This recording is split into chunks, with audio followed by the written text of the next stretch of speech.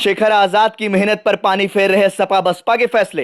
क्या चुनावी मैदान में चंद्रशेखर आजाद पड़ रहे अकेले? एसपी बीएसपी के टक्कर में बीजेपी को मिल रहा फायदा। नगीना सीट पर दिलचस्प हुई लड़ाई।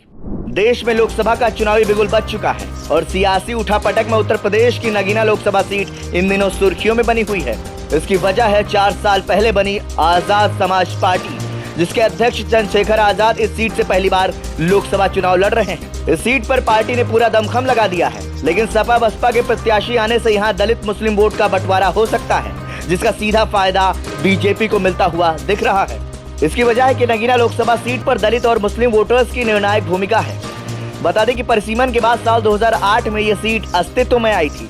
तब से अब तक यहां से सपा, भाजपा और बसपा के सांसद रह चुके हैं, जबकि बीजेपी सिर्फ एक ही बार साल 2014 में चुनाव जीत सकी थी। इस चुनाव में सपा और बसपा अलग अलग चुनाव लड़े थे और दोनों दलों को लगभग बराबर वोट मिले थे। नगीना सीट पर दिलचस्प हुई लड़ाई। साल 2019 में समाजवादी पार्टी और बहुजन समाज पार्टी ने मिलकर चुनाव लड़ा था, जिसके बाद इस सीट से बसपा को आसानी से जीत मिल गई थी। लेकिन इस बार सपा और बसपा अलग अलग चुनावी मैदान में है। वही तीसरी पार्टी के तौर पर चंद्रशेखर आजाद भी ताल ठोक रहे हैं। ऐसे में दलित मुस्लिम वोटर्स 3 उम्मीदवारों के बीच सपा के मनोज कुमार, बसपा के सुरेंद्र पाल सिंह और चंद्रशेखर आजाद के बीच बटे हुए दिख रहे हैं। चंद्रशेखर आजाद का दावा है कि उनकी पार्टी पिछले 1 साल से इस सीट पर मेहनत कर रही है। चुनाव के ऐलान होने के बाद से खुद आजाद ने पूरा दमखम लगा दिया है। वो घर घर जाकर चुनाव प्रचार कर रहे हैं, बड़ों के पैर छूकर और महिलाओं से हाथ जोड़कर उनका समर्थन मांग रहे हैं। जाहिर है कि वो बड़े स्तर पर सपा बसपा के वोटों में सेंध लगाने को तैयार है। वाई श्रेणी की मिली सुरक्षा। चंद्रशेखर आजाद को वाई श्रेणी की सुरक्षा मिल गई, जिसके बाद उन पर पिछले दरवाजे से बीजेपी के साथ मिले होने का आरोप भी लग रहा है।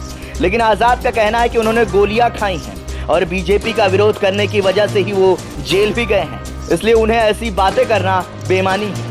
आजाद ने बसपा नेता आकाश आनंद के चुनाव प्रचार में उतरने पर कहा कि वो मुंह में चांदी का चम्मच लेकर पैदा हुए हैं, उन्हें भी बहुत कुछ सीखना है। बता दें कि चंद्रशेखर आजाद ने नगीना लोकसभा सीट से पहले ही चुनाव लड़ने का ऐलान कर दिया था, जिसके बाद माना जा रहा था कि इंडिया गठबंधन में उन्हें शामिल किया जा सकता है। लेकिन बाद में सपा अध्यक्ष अखिलेश यादव से उनकी बातचीत टूट गई, जिसके बाद चंद्रशेखर आजाद अकेले ही चुनावी मैदान में कूद गए हैं।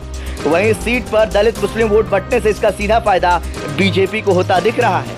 यही वजह है कि बीजेपी यहां मजबूत स्थिति में पहुंच गई है। ब्यूरो रिपोर्ट, संदेश वाहक।